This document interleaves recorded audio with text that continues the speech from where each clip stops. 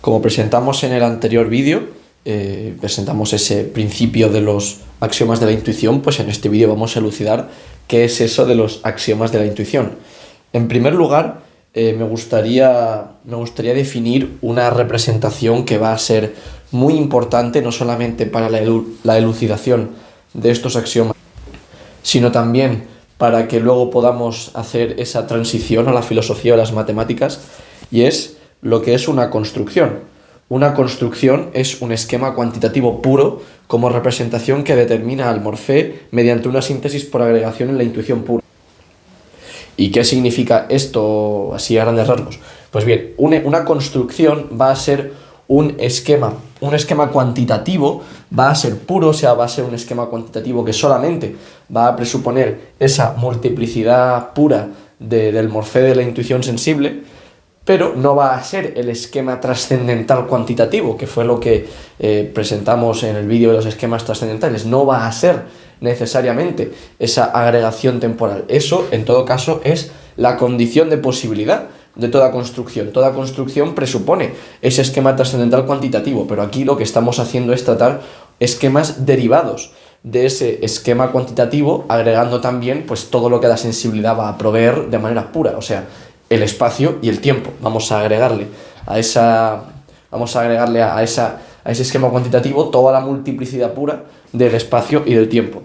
Entonces, la pregunta que nos tenemos que hacer aquí, o que en general me gustaría que uno tuviese en mente cuando vaya a ver este vídeo, es ¿por qué podemos hablar de intuiciones puras, de axiomas de la intuición, al final hemos hablado mucho de esas intuiciones puras y hemos dicho, bueno, una intuición pura es posible, es trascendentalmente posible, puesto que tenemos un conjunto no vacío de morfés de la intuición pura, morfés de la intuición sensible, el espacio y el tiempo, y por lo tanto pues es posible plantear una intuición pura.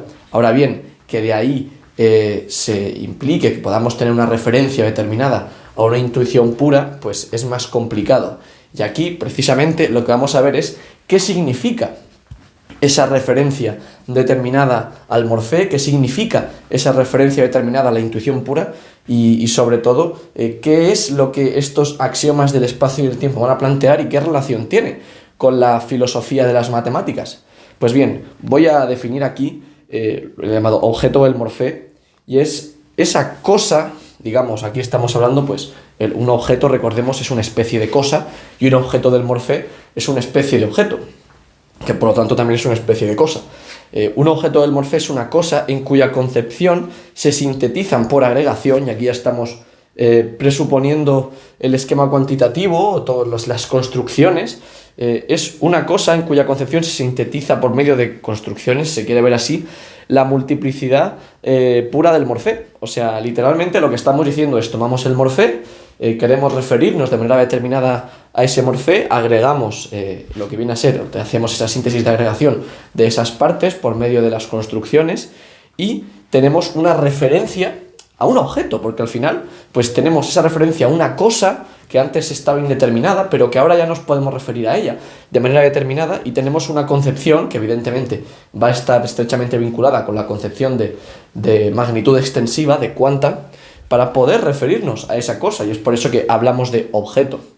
Y como digo, hay que tener mucho cuidado aquí, porque en todo momento estamos hablando de ese morfé, o sea, estamos hablando de un objeto al que nos referimos por medio de ese morfé, pero no es un objeto como lo son las apariencias, ¿no? En ese sentido.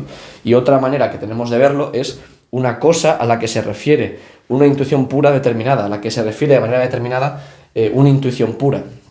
Y es que una intuición pura, al no presuponer sensación, no refiere a una apariencia. Por lo tanto, ¿a qué se refiere? Pues bien, ahora que hemos presentado el principio de los axiomas del morfé y vamos a hablar de juicios sintéticos a priori, de axiomas, de cogniciones de esa intuición pura, es que tenemos que decir, bueno, ¿ya qué refieren esas cogniciones? Pues refieren a los objetos del morfé. ¿Y qué son los objetos del morfé? Se estará preguntando uno. Pues bien, los objetos del morfé son evidentemente el espacio y el tiempo. El espacio y el tiempo son esas cosas, o podemos decir que el espacio y el tiempo son cosas y no tanto intuiciones, o al final aquí que sean cosas o que sean intuiciones da un poco igual, porque al ser una intuición, una representación con una referencia inmediata a una cosa, Y al ser el espacio y el tiempo, al ser la intuición pura precisamente, una abstracción de lo que viene a ser el morfé de la intuición, es que, no, de toda intuición sensible, es por lo que decimos que se comportan como que la intuición es la misma cosa, o sea, la propia intuición es la cosa a la que se está refiriendo la intuición.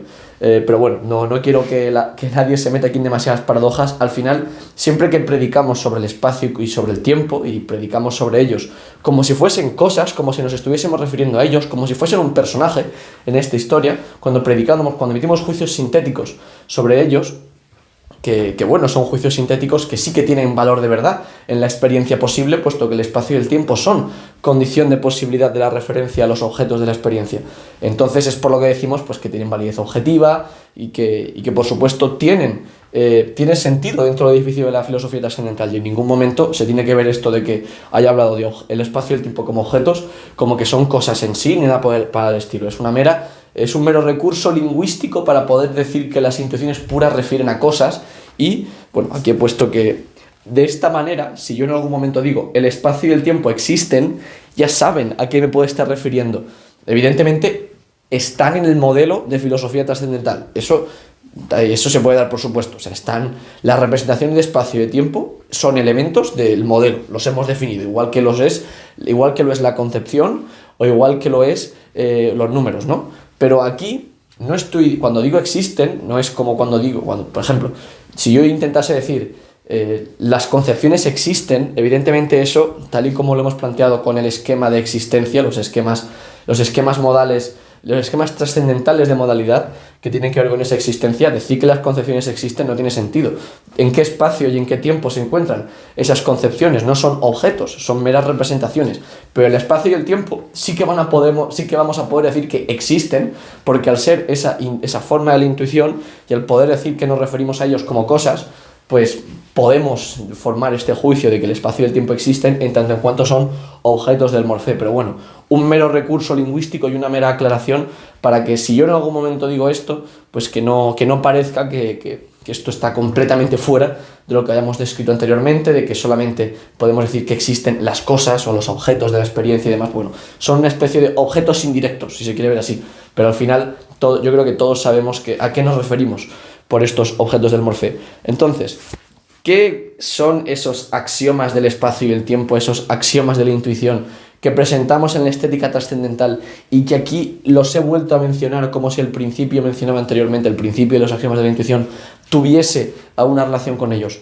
Pues bien, de la misma manera que la estética trascendental fue condición de posibilidad de que estos axiomas sean verdad, pero no fue condición suficiente, este principio que he presentado ahora, el principio de los axiomas de la intuición, también va a ser condición de posibilidad de estos axiomas, pero tampoco va a ser condición suficiente. Son axiomas, no hay ninguna condición suficiente al margen de la referencia inmediata a las cosas por la cual pueda justificarlos o pueda fundamentarlos. Por eso los llamo axiomas. Y entonces aquí he puesto también una pequeña discusión, una pequeña taxonomía de los axiomas para que nos orientemos un poco, porque yo ya digo mucho axioma, y uno debe decir, bueno, esto ya, ¿qué es esto? Aquí ponen axiomas como quien hace la lista de la compra, ¿no? Pero bueno, defino axioma como juicio sintético, apodícticamente verdadero e indemostrable en un modelo. Axioma, en términos genéricos, sería en un modelo dado, cualquier modelo lógico que uno plantee, esos juicios sintéticos con los que uno empieza, que esas raíces de ese modelo son los axiomas. Pues si estamos hablando de un modelo de ética, pues son axiomas éticos. Si estamos hablando de un modelo de comportamiento social, pues yo qué sé, axiomas de pragmatismo social, ¿no? Las reglas por las que uno realiza cualquier tarea o el órgano de una ciencia, ¿no? Podemos hablar de axiomas y apodícticamente verdaderos en el sentido de que dentro del modelo son necesarios. Es literalmente como uno desarrolla el modelo, y en un sistema ético, pues si tiene unos axiomas, pues son los axiomas que no cuestiona, son las raíces del modelo y ya está. Pero claro, nosotros aquí en filosofía trascendental no estamos hablando de cualquier axioma en términos completamente generales, no es cualquier axioma lógico. Lo que estamos planteando aquí son realmente los axiomas que podemos decir que son verdad apodícticamente bajo la premisa de ese idealismo trascendental, ¿no? De esa noción de completitud que planteamos, puesto que al final todo de lo que estamos hablando en la filosofía trascendental y en la crítica de la razón pura es de todo lo que podemos conocer. Por lo tanto, son los axiomas más fundamentales de toda cognición, de todo conocimiento, si se quiere ver así, de toda ciencia, de toda verdad. Son los axiomas por excelencia del árbol del conocimiento y no simplemente los axiomas de una parte del árbol muy concreta que uno quiere construir pues, para una tarea concreta, ¿no? Entonces, pues esta taxonomía refiere a los axiomas de la filosofía trascendental y no a los axiomas en general de cualquier teoría o de cualquier sistema que uno quiera montar, ¿no? Al final, pues uno si quiere hacerse una teoría metafísica y quiere empezar por unos axiomas, pues son los axiomas de esa teoría metafísica. Otra cosa es que por parte de la filosofía trascendental no le podamos dar valor de verdad a esos axiomas, ¿no? Al final la filosofía trascendental es la filosofía de la verdad y de la objetividad. Pero bueno, al margen de eso, cuando nosotros hablemos de axioma en la filosofía trascendental, en la crítica de la razón pura, la primera pregunta que nos tenemos que hacer para poder clasificarlo es si presupone o no una síntesis. O por lo menos así es como lo he organizado yo para que se entienda un poco cómo he ido poniendo los axiomas uno a uno ordenados. Si no presupone una síntesis, entonces lo llamo axioma trascendental. Y los axiomas trascendentales que hemos visto hasta ahora pues son el axioma humeano, el axioma empirista, los axiomas trascendentales del Morphe, etcétera, etcétera. Son esas premisas que habíamos necesitado para poder establecer que las síntesis son necesarias. Si no tenemos los axiomas trascendentales, las síntesis no tienen por qué ser necesarias, ¿no? Por lo tanto, pues sí, son axiomas, no son cogniciones, pero porque literalmente necesitamos estos axiomas para poder hablar de cogniciones, pero siguen siendo axiomas, siguen siendo las raíces del árbol, ¿no? Y por otro lado, si sí que presuponen una síntesis, que evidentemente siempre que hablo de una síntesis, tiene que ser una síntesis figurativa, está la síntesis intelectual, pero esa obviamos que no se produce. Recordemos que la síntesis figurativa también se podía llamar síntesis trascendental de la imaginación, así que es bastante razonable que los axiomas de esa síntesis trascendental de la imaginación, los axiomas que sí que presuponen la síntesis trascendental de la imaginación en términos genéricos, vayan a ser axiomas de la imaginación productiva. Son axiomas que para saber su verdad no es simplemente como los axiomas trascendentales que eran tan obvios que no tienes que hacer prácticamente nada uno no tiene que hacer nada para darse cuenta de que son verdad. Los axiomas de la imaginación productiva tienen que hacer un poquito más de esfuerzo y hacer esa síntesis en su sensibilidad para decir, pues sí, realmente esta síntesis se puede hacer de esta manera y no de otra, ¿no? Entonces, estos axiomas de la imaginación productiva, que es con lo que hemos ido trabajando justo después del esquematismo trascendental, van a ser de dos tipos. Los he clasificado en dos tipos para entendernos y para no causar confusión. Los he clasificado en axiomas discursivos y axiomas de la intuición o axiomas discursivos o axiomas de la intuición, que también los llamo axiomas intuitivos. Los axiomas discursivos no son cogniciones, he puesto aquí precogniciones. Los axiomas de la intuición sí van a ser cogniciones porque literalmente se van a referir de manera determinada a los objetos del Morphe, pero los axiomas discursivos lo que son es básicamente, tratan sobre la síntesis en el esquema trascendental. Simplemente están diciendo, este esquema trascendental presupone una síntesis de este tipo, o sea, tienen que estar estos elementos ahí. Y eso es lo que he llamado axioma discursivo. Simplemente es, digamos, la herramienta que necesito para poder demostrar estos principios objetivos, puesto que necesito que la síntesis figurativa, la síntesis especiosa, la síntesis específica de nuestra sensibilidad tenga alguna característica, porque si no, de la mera deducción trascendental no puedo deducir los principios objetivos. Tengo que especificar cómo orientar esa síntesis figurativa para, digamos, mostrar que estos principios pues están ahí, que son verdaderos y que son muy obvios para todo el mundo, ¿no? Esos son los axiomas discursivos que, como digo, no son cogniciones, pero sí que son condición de posibilidad para que esas cogniciones, en concreto esos principios objetivos, sean verdad. Y los axiomas de la intuición es precisamente lo que vamos a hablar en este vídeo, porque ya son cogniciones. ¿Por qué decimos que son cogniciones? Pues porque su fundamento, además de estar en ese principio de los axiomas de la intuición, puesto que sin ese principio de los axiomas de la intuición, estos axiomas de las intuiciones, estos axiomas intuitivos, no serían posibles, ya que estos axiomas de la intuición son precisamente esa referencia determinada al Morphe, al espacio y al tiempo. En prácticamente todos ellos podríamos poner el tiempo lo tengo que entender de esta manera, o el espacio lo tengo que entender de esta manera. Son predicados sobre el espacio y sobre el tiempo. Por eso decimos que son meramente referencias a los objetos a los objetos del Morphe por medio de esas construcciones, puesto que no hay más esquemas que hayamos necesitado para poder referirnos de manera determinada al Morphe. Al Morphe solamente hay que referirse a él de manera determinada por medio de esas construcciones, ¿no? Al mero Morphe, a la mera forma de la intuición sensible. Entonces, vayamos un poco a elucidar qué son estos axiomas de la intuición y, evidentemente, puesto que estamos hablando de espacio y de tiempo, pues vamos a ver por un lado el tiempo y por otro lado el espacio. Primero el tiempo, porque el tiempo, en el caso de estos axiomas, es más fundamental. Literalmente, el tiempo es presupuesto por el esquema trascendental, aunque sea el Morphe temporal es presupuesto por el esquema trascendental, y ahora el tiempo como intuición pura, el tiempo como cuanta, va a ser determinado por medio de ese esquema trascendental. El tiempo se va a determinar a sí mismo por medio de ese esquema trascendental, ¿no? Va a tener una referencia determinada a sí mismo, ¿no? De alguna manera. Aquí pues puede parecer un poco autorreferencia, pero no es tan así y ahora se entenderá por qué. Entonces, el tiempo, como decimos, es un cuanta, es esa magnitud extensiva. ¿Y por qué decimos que es un cuanta? Pues porque tenemos aquí un trocito de tiempo, una unidad de tiempo. Y, o sea, tenemos que imaginarnos, aquí he puesto flechitas, pero evidentemente esto que estoy dibujando aquí son flechitas, no es el tiempo. Esto se lo tienen que imaginar ustedes productivamente, ¿no? En su sensibilidad. Y bueno, pues tenemos un trocito de tiempo, luego tenemos otro trocito de tiempo, y esa pluralidad de trocitos de tiempo la juntamos y tenemos esa totalidad del trocito de tiempo, no ese trocito de tiempo total, ese todo de tiempo, no es el todo absoluto de tiempo, sino no es la totalidad absoluta del tiempo, sino simplemente trocitos que vamos agregando y vamos formando trocitos más grandes de tiempo. Es así como se tiene que ver este esquema cuantitativo sintetizando el propio tiempo, ¿no? Y bueno, pues el tiempo es un agregado puro de unidades temporales homogéneas. Estas unidades de tiempo, como dijimos en el vídeo anterior, pues una vez se sintetizan, son también unidades que se pueden volver a sintetizar. Es un poco hacer más grande y más grande el tiempo y más extenso en términos técnicos, y el tiempo se sintetiza a sí mismo agregando sucesivamente unidades de sí mismo. Al final esa agregación es sucesiva precisamente porque el tiempo es sucesivo, ¿no?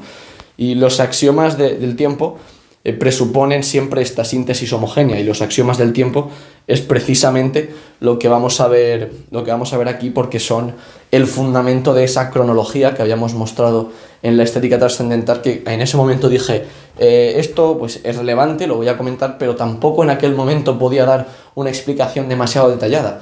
Ahora sí que puedo dar una explicación más o menos detallada, pero por supuesto tampoco puedo demostrar estos juicios sintéticos a priori, porque siguen siendo axiomas. Lo que pasa es que ahora sí que puedo elucidar, sí que puedo explicar, sí que puedo trazar un poco más los elementos trascendentales que participan en estos axiomas. Y bueno, he puesto aquí que toda unidad de tiempo tiene un sucesor. Si estamos, por ejemplo, agregando unidades de tiempo poquito a poquito para formar un tiempo más grande, siempre puedo agregar una más.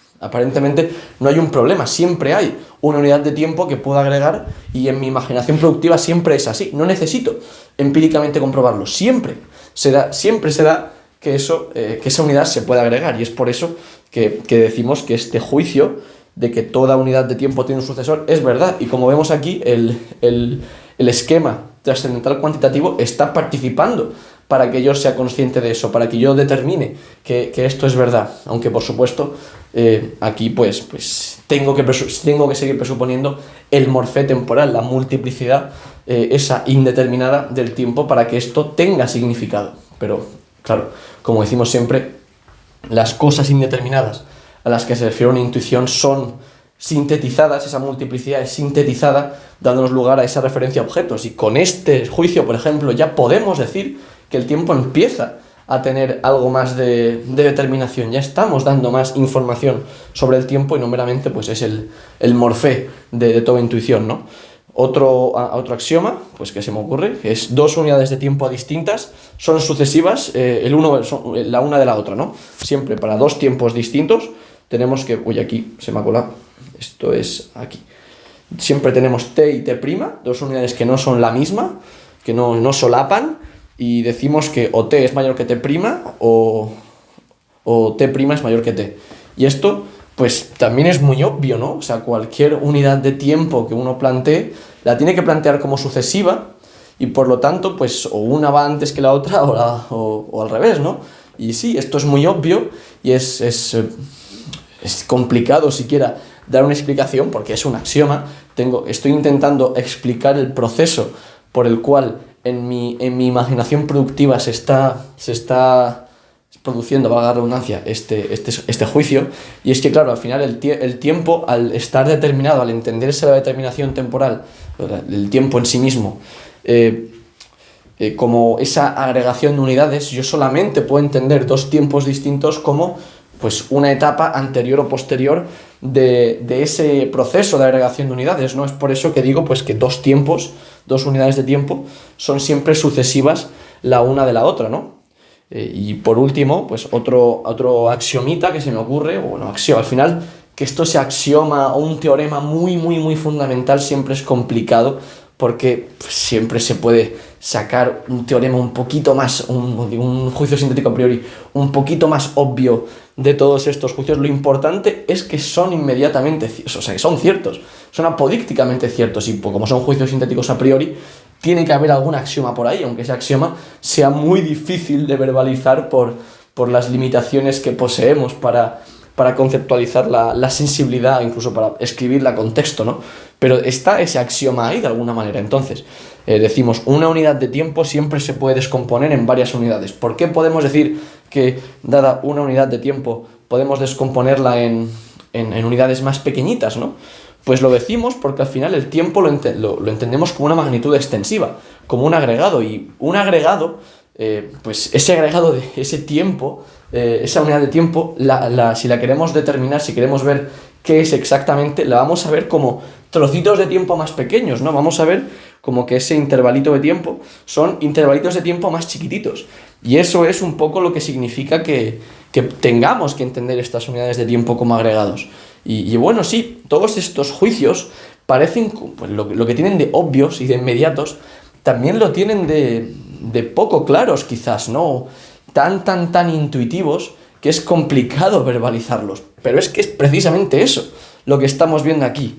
Estos juicios, que aquí estamos discursivamente dándoles algo más de estructura, ¿no? Porque pues si esto lo hubiese dicho sin ningún tipo de contexto a una persona en la calle, probablemente no hubiese entendido que esto es un juicio sintético a priori, que requiere el morfe puro, que está el esquema cuantitativo. Es muy complicado localizar este tipo de juicios en el árbol del conocimiento de manera completamente aislada. Lo estamos haciendo dentro del modelo de filosofía trascendental precisamente para que uno los ubique y sepa que siempre que intervenga ese tiempo, siempre que intervenga esa agregación de unidades para determinar el propio tiempo, es donde aparecen esos axiomas de la intuición que uno puede tener más o menos claro, pero que están ahí. Y de hecho, todas estas cuestiones de los tiempos sucesivos, de que siempre hay un sucesor, de que dos tiempos son distintos y demás, o de que siempre pueda trocear el tiempo en partes más pequeñas, van a ser súper importantes, van a ser muy importantes para que luego podamos hablar de aritmética y de matemáticas. Estos axiomas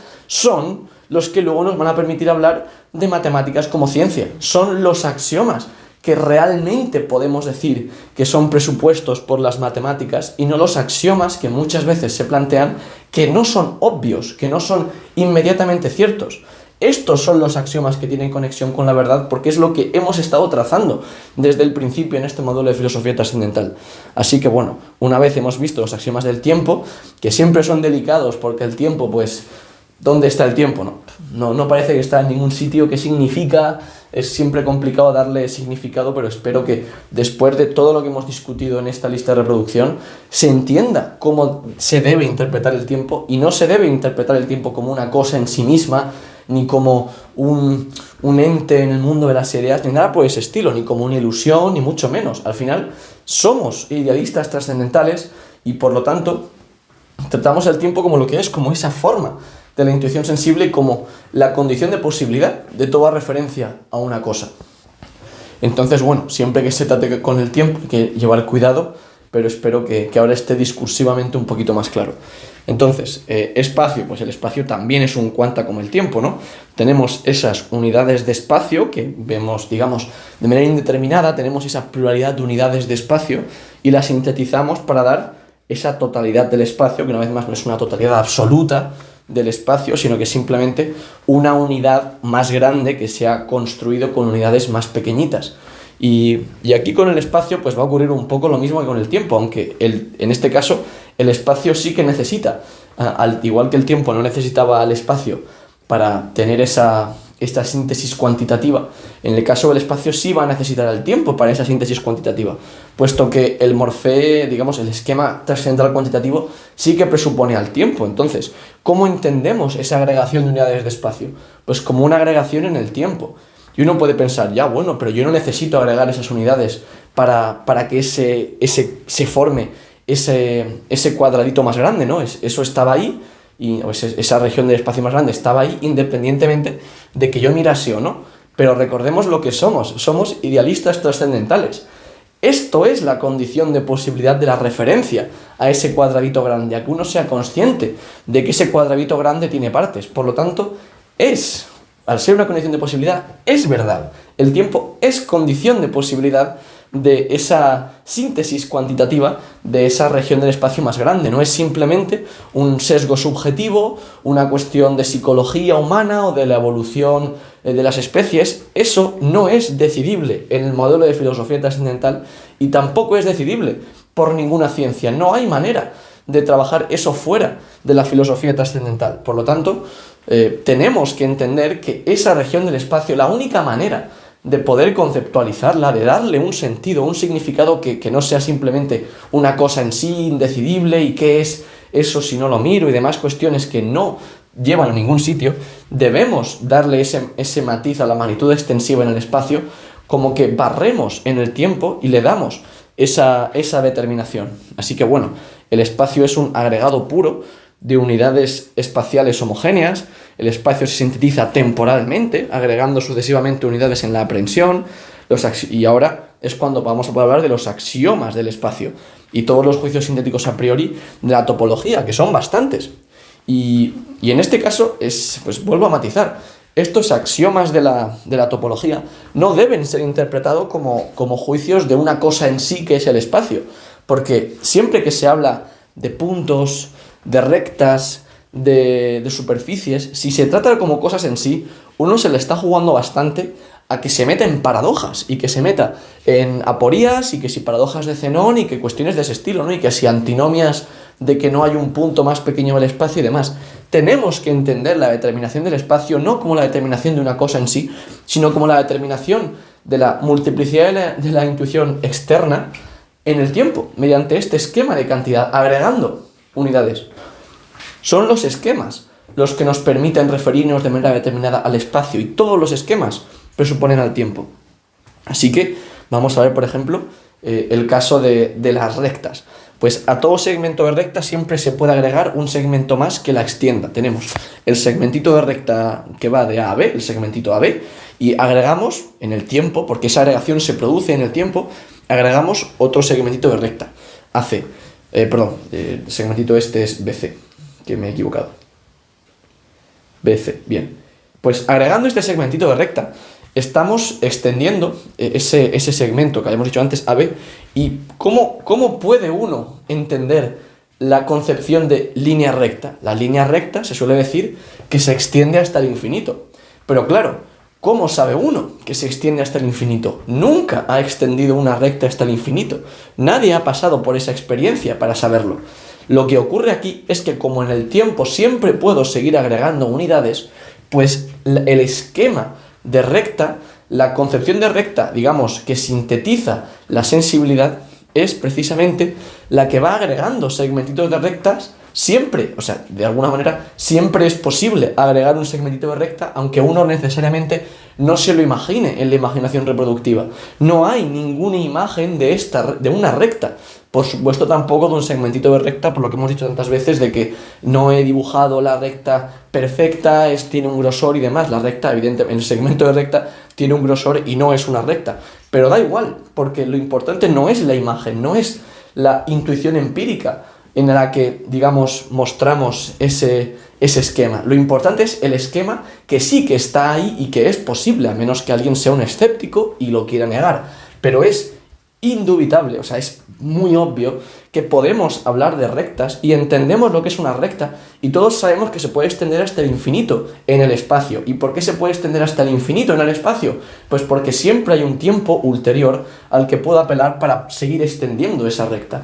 Y ahora es cuando tienen que hacer el esfuerzo por imaginarse esa recta y darse cuenta que no pueden imaginarse reproductivamente una recta, solo pueden ir agregando en el tiempo, es una regla por la cual siguen agregando segmentitos de recta en el tiempo. De la misma manera que antes, con, digamos, esa determinación temporal, no es que vayan a todos los tiempos y vayan agregando, es que saben, son conscientes de que siempre pueden, porque es una intuición pura y porque los esquemas trascendentales son puros y son a priori.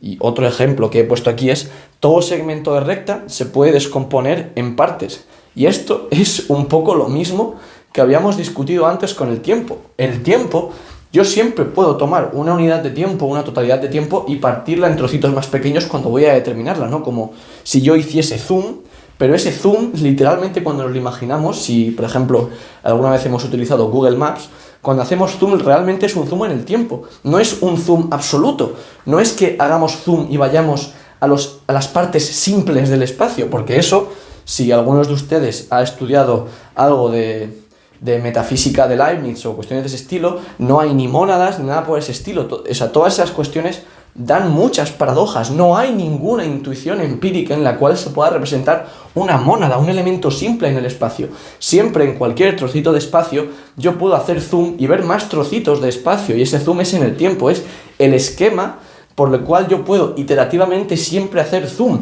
en el espacio. Y en este caso es precisamente, pues he cogido el ejemplo de una recta, tenemos un segmentito de recta y yo puedo partirlo en dos trocitos. ¿Y por qué puedo partirlo en dos trocitos? Pues porque cuando cuando tengo esa aprehensión temporal del segmentito de recta, que una vez más, el segmentito de recta también son una suma de trocitos, ¿no?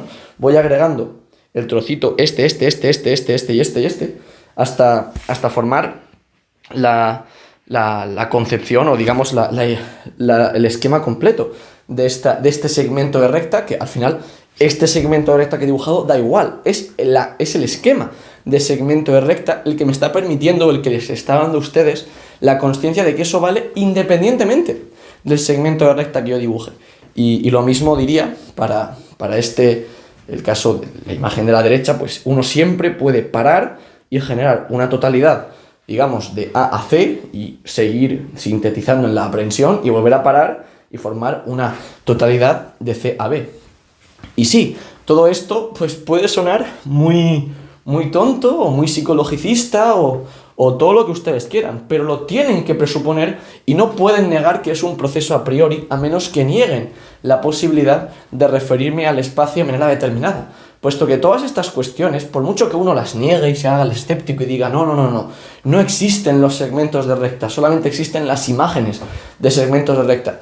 Todos sabemos que en matemáticas lo hacemos todo el rato, todos sabemos que este tipo de cuestiones son muy importantes en física y estos esquemas cuantitativos son posibles. Y, como digo, negarlo, honestamente creo que es de ser deshonesto intelectualmente, que esto es posible, como digo, si se entiende, si me estoy explicando correctamente con lo que quiero decir de esta síntesis en la aprehensión del espacio. Y bueno, evidentemente hay, digamos, juicios mucho más sofisticados que no son tan fáciles de mostrar con esa síntesis cuantitativa, pero sí que puedo mostrar que el tiempo está interviniendo. Por ejemplo, si decimos que el espacio tiene 3 dimensiones, no sé cómo se lo imaginarán ustedes para decir que tiene 3 dimensiones. Evidentemente, el esquema de dimensión es complicado de explicitar, puesto que es un esquema bastante molecular, por lo tanto me costaría proporcionarles una regla, porque una dimensión no es simplemente poner 3 palitos. Al final, eso es algo puro, es una representación que no hay ninguna imagen que la pueda saturar. Al final, el esquema desborda la propia imagen en todo momento. Y en ese sentido, pues vale, ¿por qué decimos que el espacio tiene 3 dimensiones? Pues yo me imagino 3 ejes, 3 segmentitos, se quiere ver así, que forman un ángulo entre ellos y que por mucho que yo los mueva y los cambie de lado y añada un cuarto segmento, no me cabe. Siempre veo 3 dimensiones en el espacio. No veo por medio únicamente de mi imaginación reproductiva, sino que lo veo por medio de mi imaginación productiva, ¿no? Y no es simplemente que vengan los ángeles y me lo digan, es que yo en el tiempo puedo barrer todas esas posibilidades y yo puedo ser consciente de que no falta ninguna dimensión, que las tres dimensiones del espacio completan lo que viene a ser la dimensionalidad del espacio, ¿no? Que como digo es algo más sofisticado y presupongo que se está entendiendo lo que significa dimensión aquí. Pero bueno, uno siempre puede decir que esto hay que explicarlo más y ya iremos a explicaciones de este estilo, pero son más sofisticadas. La cuestión es que esto tiene que ser intuitivo para todo el mundo, puesto que no estoy hablando de nada misterioso, es literalmente el espacio, es el espacio intuitivo, son las derivaciones de estos axiomas de la intuición por medio de estas construcciones. Todas estas concepciones que participan en estos juicios, en estos axiomas, o en estos juicios científicos a priori, son construcciones en el espacio y en el tiempo por medio de ese axioma, de ese esquema trascendental cuantitativo. Y debería resultar bastante razonable para cualquiera, a menos que uno diga, no, yo no sé lo que es una recta, yo no sé lo que es un segmento. Bueno, si uno se quiere poner así, pues que se ponga así, pero sí lo sabe lo que significa y en cualquier otro contexto sabría perfectamente que estos juicios son verdad. Y pues, otro ejemplo, dos segmentos de recta nunca pueden formar una figura cerrada. Pues ¿cómo lo sabe uno? Pues porque toma dos segmentitos de recta y los va girando, ¿no? Va probando distintas alternativas y claro, uno por probar tres alternativas uno no puede saber que no hay ninguna posibilidad de que eso sea así. La única razón por la cual uno prueba todas las alternativas es porque tiene ese esquema que le permite, o esa infinitud del tiempo que le permite probar todas las posibilidades en la síntesis de la aprehensión, y entonces va girando, va cambiando la orientación de las rectas, de los segmentos de recta, y se da cuenta que no puede de ninguna manera que eso sea así. Literalmente es el límite de su imaginación productiva, no puede cerrar la figura con dos segmentos de recta, las tiene o que curvar o que añadir otro segmento de recta, en cuyo caso ya forma un triángulo. Y otro ejemplo que ya lo pongo para recordar una y otra vez que hay que ser muy exigentes con toda esta cuestión de que el espacio es puro, que el espacio es a priori y que no tiene nada que ver con la relatividad general ni con la física, y que nunca hay que entender esto como una mera teoría especulativa y que si la geometría no euclidia y demás historias. Por un punto externo a una recta se puede trazar una única paralela. ¿Cómo sé que esto es posible? Pues porque yo voy agregando los segmentitos de recta que he dicho antes ad infinitum, porque lo puedo hacer, ya que mi síntesis de la aprehensión me ayuda a extender, mediante este esquema de recta, los segmentitos hasta el infinito. Y soy consciente, precisamente por eso, y no hay ninguna imagen en la cual esto se pueda comprobar empíricamente, con esa certeza apodíctica y con esa universalidad, soy consciente de que no hay ninguna recta más que yo pueda dibujar paralela a la recta dada por un punto externo. Y esto, como digo, junto con todos los juicios que he presentado, y perdón si en algún momento me enervo un poco discutiendo y soy exigente y soy tajante con lo que quiero decir, pero creo que es importante que uno nunca caiga en confusiones con este tema. Esto tiene que ser algo extremadamente obvio.